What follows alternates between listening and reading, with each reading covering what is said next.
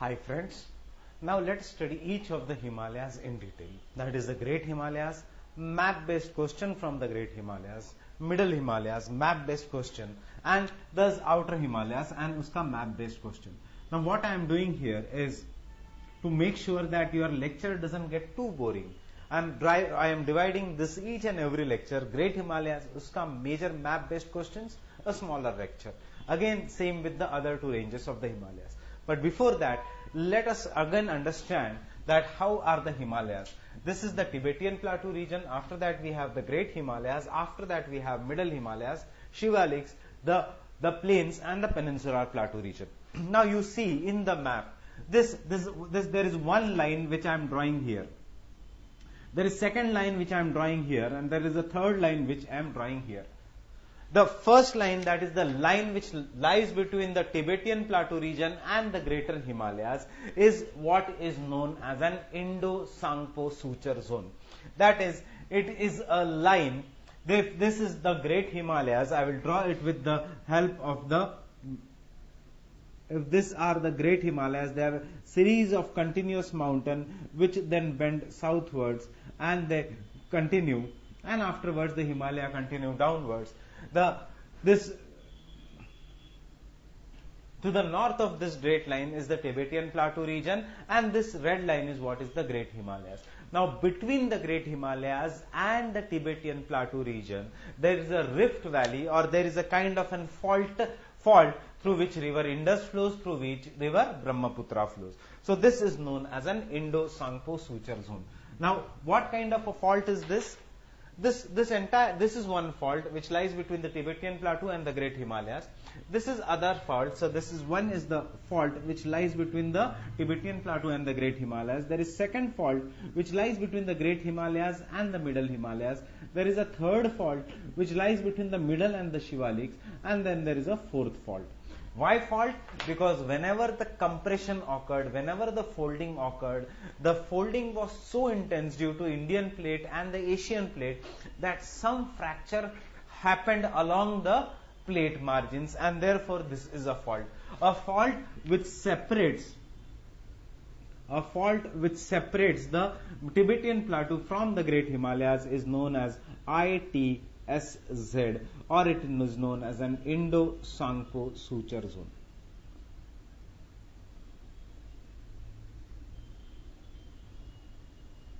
It is known as an Indo-Sangpo Suture zone. So what is the Indo-Sangpo Suture zone? It is a fault which lies between the Tibetan Plateau region and the Great Himalayas.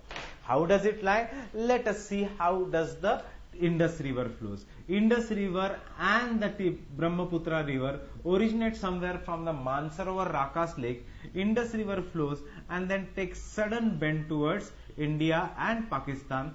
Brahmaputra River flows through this fault and takes sudden bend towards India here.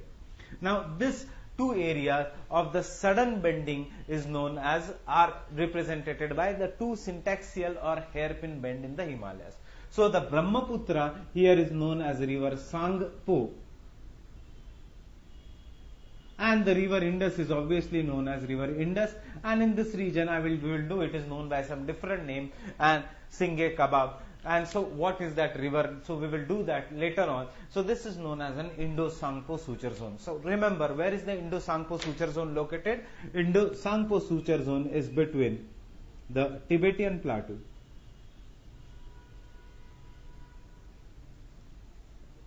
and the Great Himalayas.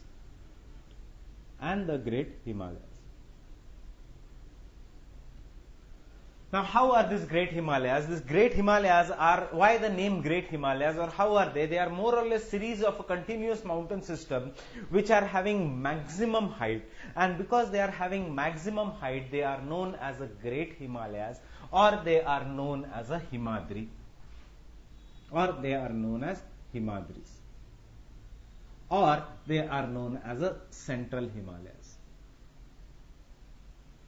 They are known as a Central Himalayas.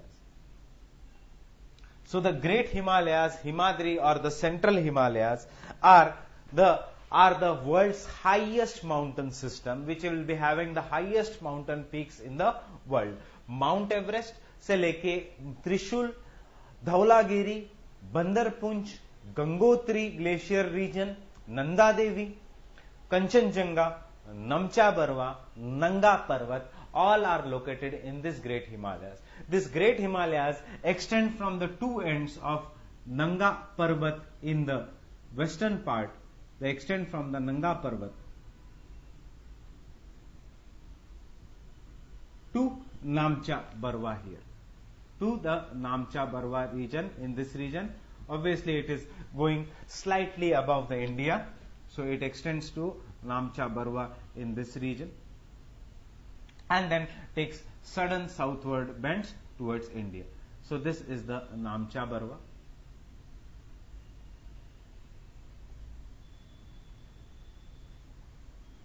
What is the significance of this Namcha Barwa and the Nanga Parvat? North of Nanga Parvat, river Indus suddenly takes a southward bends and enters India, and to the north of Namcha Barwa, river Brahmaputra takes sudden bend, or river Sangpo takes sudden bend to enter India as river Dihang, and then it enters the Assam plains and is known as river Brahmaputra, and then after that it will enter Bangladesh region.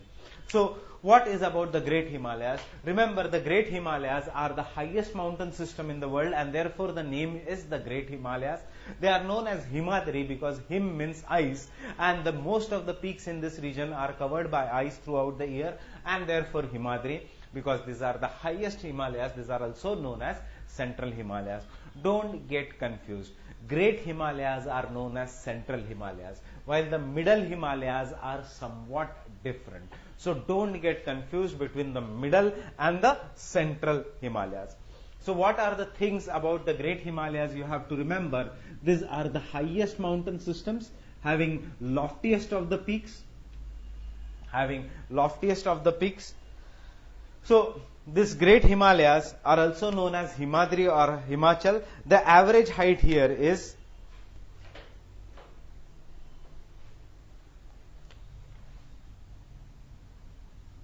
average height of the peaks is about 6,000 meters. So the average height here is about 6,000 meters. They are mostly made up of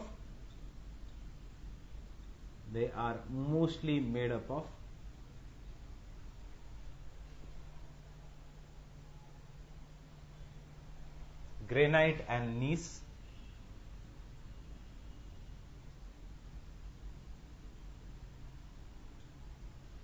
They are mostly made up of granite and gneiss.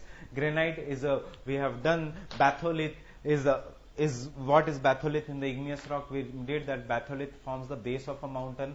Batholith is a granitic rock. So they are mostly made up of granite and gneiss. Gneiss is a metamorphic rock. They have hogback appearance.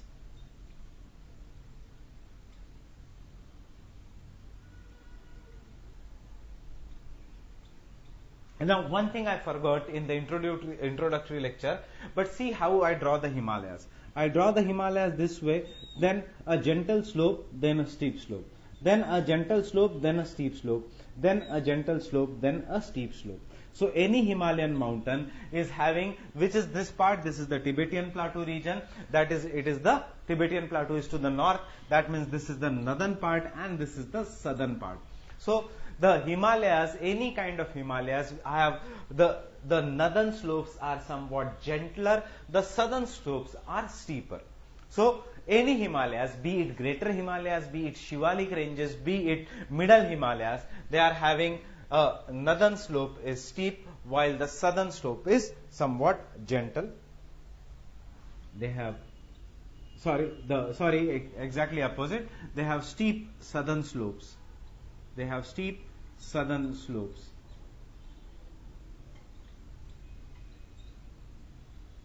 While the northern slopes are gentle.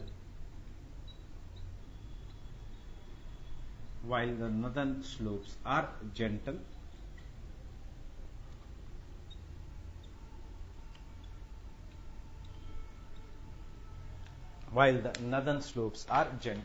Now, you being a student of UPSC civil service examination just don't stop at this point. Steep southern slopes means Indian side is more or less steeper, while the northern slopes are gentle. So the slopes which are to the north are generally gentle. Now, does it have something on the security? Does it affect the cross-border terrorism? Is crossing the Himalayas or climbing the Himalayas from the northern side easier as compared to the southern side? That is why is the cross-border terrorism in India from across the Himalayas, that is from the northern side, so easy as compared to the southern side. That is why even in the case of Kargil Dras, if you have seen Laksh movie, how did the Indian army there in the last scene, how did they climb? They climbed from a very, very steep slope. Why? Because the enemy was sitting at a higher height. And how could the enemy go at the higher height? Because they could easily penetrate and they could climb the top of the Himalayas. Why? Because the point here is our side is generally steeper, while the northern side is generally gentler. So next time when you remember, do cross-border terrorism, or next time when someone says to you, maybe your neighbor, or even if your parents, or maybe anyone say to you that they want to go to Kailas Mansarovar Yatra, they will prefer to go from China or Nepal, then just keep in mind one thing. Why? Because the steep southern slopes while the northern slopes are gentle. So cross-border terrorism, India is a victim of a cross-border terrorism because it is easy to penetrate, or it is easy to climb the Himalayas from the northern side because of the gentler slopes there, because of the gentle slopes here. Now, what is the other importance of the Himalayas? The western, this Himalayas, this great Himalayas stretch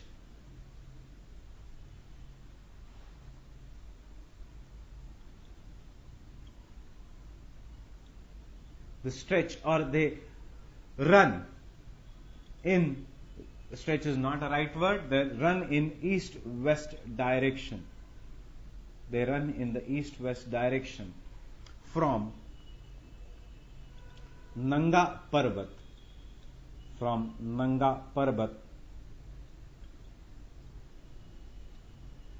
in west to Namcha Barwa,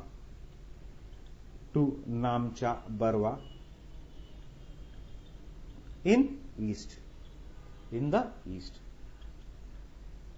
where at two extremities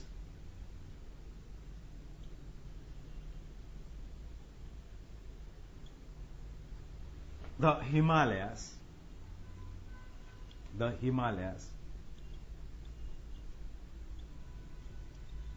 take sudden southwards bend.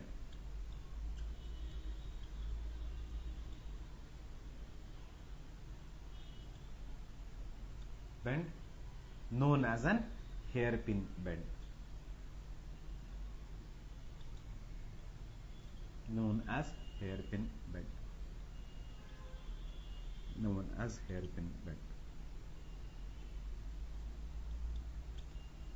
What is the significance of this hairpin bend in the Himalayas?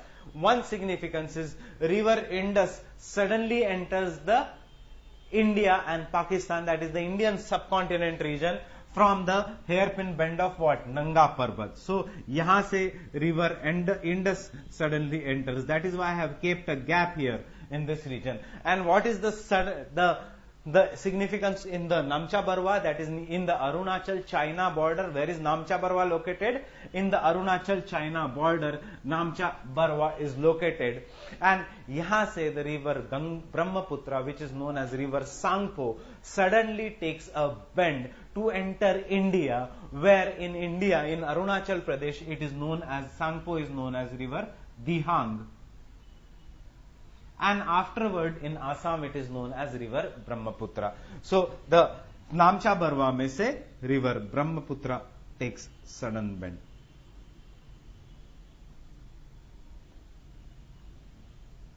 river Brahmaputra takes sudden bend. What is the significance? Once UPSC had asked a question that river Brahmaputra or river Sangpo is flowing parallel to the Himalayas, and then it suddenly takes a bend towards India. Why is this? This is because of the hairpin bend in the Himalayas. And what is this hairpin bend is known as? It is known as an syntaxial bend. Syntaxial bend in the Himalayas. So due to the syntaxial bend, river Brahmaputra takes a sudden curve and enters India. So why the syntaxial bend are there? We have already done it, that the syntaxial bend are there because the maximum push offered by the two arms of peninsula or the two sides of peninsula of one by Aravalis and the other by the mountains of the Assam ranges. So therefore we have a sudden syntaxial bend in this region. Now it is known as this is a sudden bend here. So what are the Great Himalayas? The Great Himalayas are by the name itself suggests that the average height is 6,000 meters. Most of the peaks are snow covered.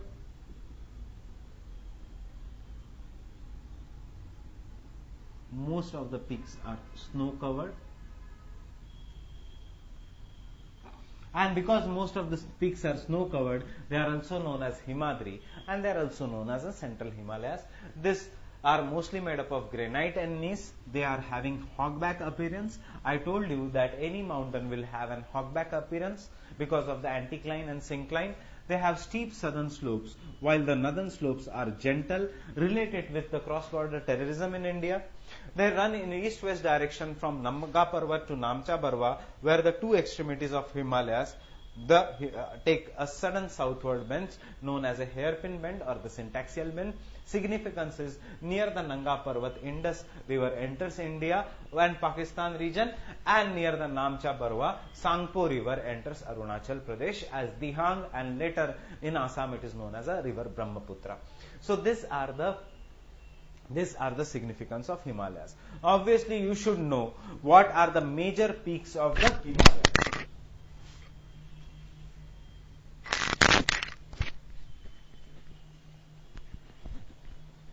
You should also know what are the major peaks of the Himalayas. So do whatever the peaks I am doing here and later on locate them in the atlas. It may not be easy for you to locate in the atlas. So draw this map which I am drawing. So I will rub this. The major peaks of the Himalayas are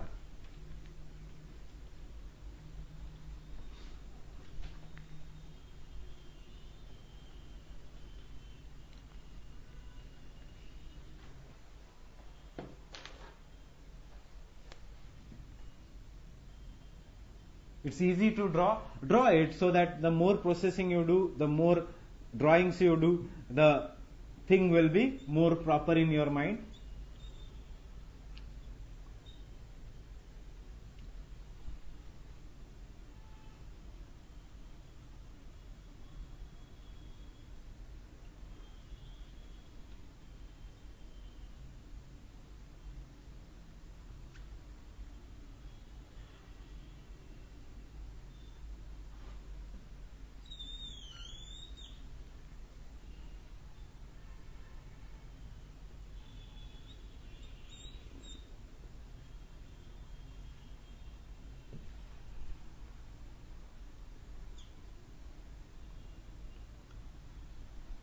So what are the peaks? How does the UPSC ask you? UPSC will ask you the most difficult question. We are not just trying to solve the easy questions here. I want to make sure that even if the most difficult question comes, so that you should be able to answer it. So I am going little bit into detail in the map pointing also. So these are the Great Himalayan ranges.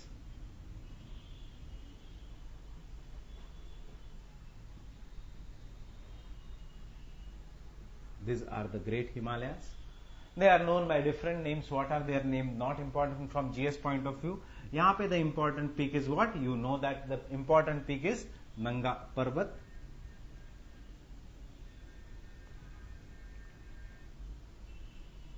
And at the other extreme, the important peak here is Namcha Barwa.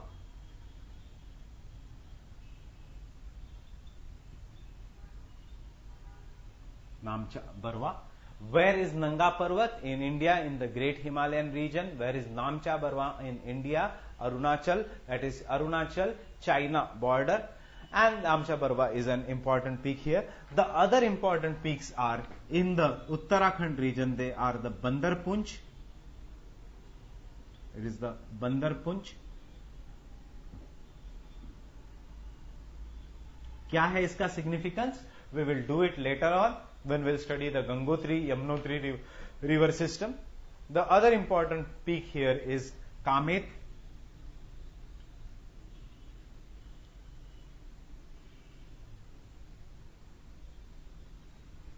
Then Mount Trishul, again in the Garhwal region. Trishul. Then Nanda Devi.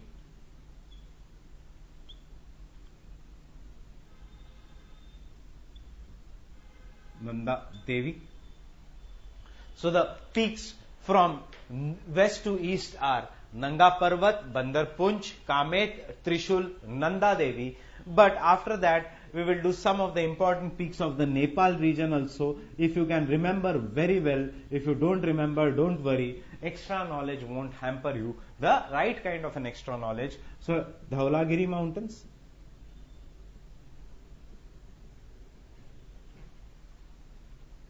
Then we have Annapurna.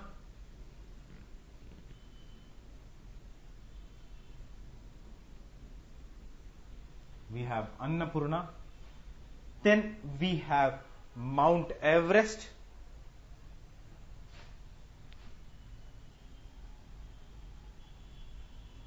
Mount Everest, the highest mountain in the world, is located in which Himalayas? In the Great Himalayas.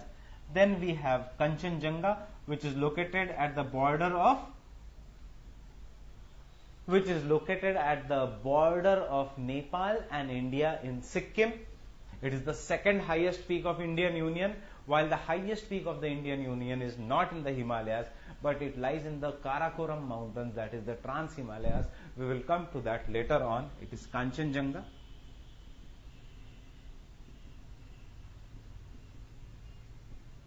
And then it is the Namcha Barwa. So what are the important peaks?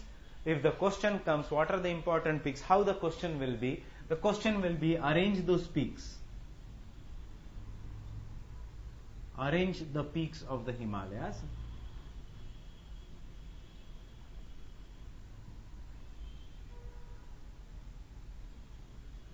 from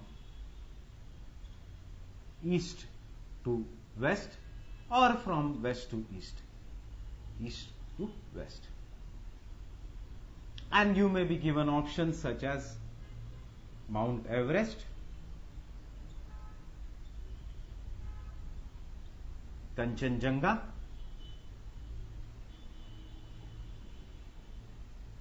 Nanda Devi,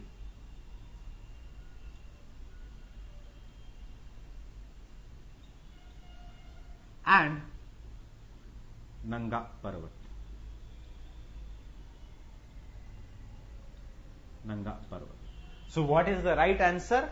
From east to west. So the right answer is B.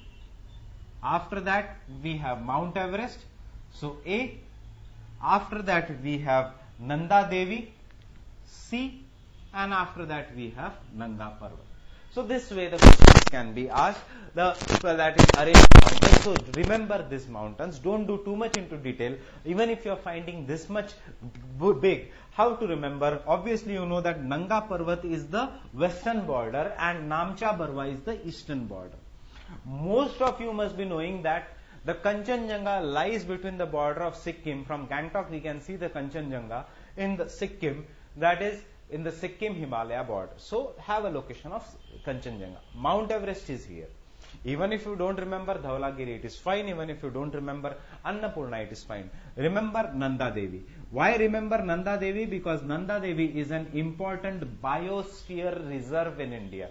I will do that while doing the biosphere reserve. Or if some your environment ecology teachers have completed that then it is very good. If they have not completed, I will just give, because that is not the topic I am taking in super profs as of now, that the environment ecology portion. But here there are some of the important biosphere reserves, and उसमें से हमेशा question comes about the biosphere reserve. So remember Nanda Devi. Remember the Bandarpunch region, because यहाँ के पास near this Yamuna originates from the glacier near on the Bandarpunch. And remember Nanga Parvat. So remember some of this which I am marking. Don't forget them. 1, 2, 3, 4, 5 and 6. So remember the 6 peaks. Even if you don't remember the other peaks, it is fine. So even if you don't remember Kamet, Trishul, Dhaulagiri and Annapurna, it is fine. But if you remember all of them, there is no harm. So these are the important peaks of the Himalayas from west to east. Which Himalayas? The Great Himalayas. Now obviously the Great Himalayas are not continuous. They are broken in some regions. And why they are broken? Because the rivers may be cutting the valleys. And the areas jahan pe this Himalayas are broken, these are the regions of important passes in the Himalayas.